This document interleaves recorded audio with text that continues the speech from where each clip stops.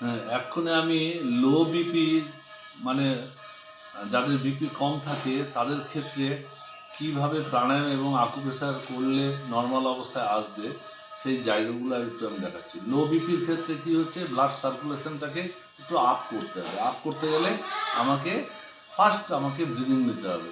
এই ক্ষেত্রে আমাদের প্রাণায়ামের সূত্রে বলছে যে সূর্যভেদী প্রাণায়াম করতে হবে এবং জোরের উপরে সূর্যভেদী করা। অনুলোম বিলোম যেরকম করি চন্দ্র এবং সূর্যের মিশ্রণে, এখানে শুধু সূর্যভেদী হবে। ডান নাক দিয়ে নেবো, বাঁয়ে ছাড়বো জোরের উপরে। কিভাবে?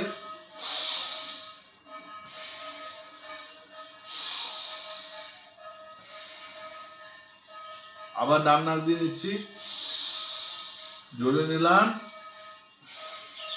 বাঁয়ে ছাড়লাম, আবার নিচ্ছি,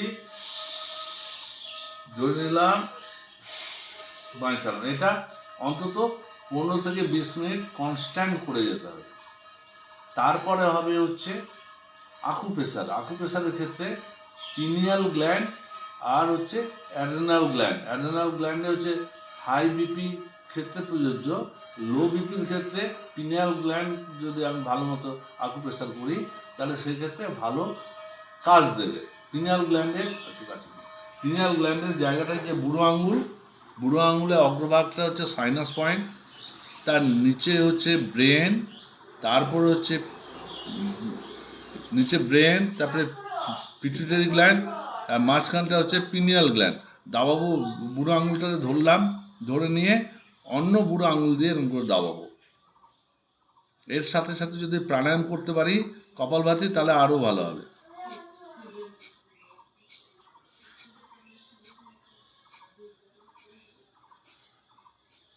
স্ট্রোকের সাথে সাথে আকুপ্রেশার, এবং আমি যখন আকুপ্রেশারটা যখন করব, কপালভাতি যখন করব, পেটটাকে যখন ভেতরে নিয়ে যাব, তখন মলদ্বারটাকে আকুঞ্চন করব, ঊর্ধ্বমুখী টেনে ধরব।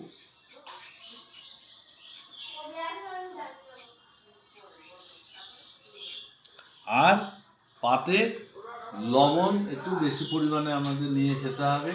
যদি কারো কিডনি প্রবলেম থাকে সেক্ষেত্রে আমরা ওয়ারিশ জল, সেই জলটাও আমরা প্রয়োগ করতে পারি।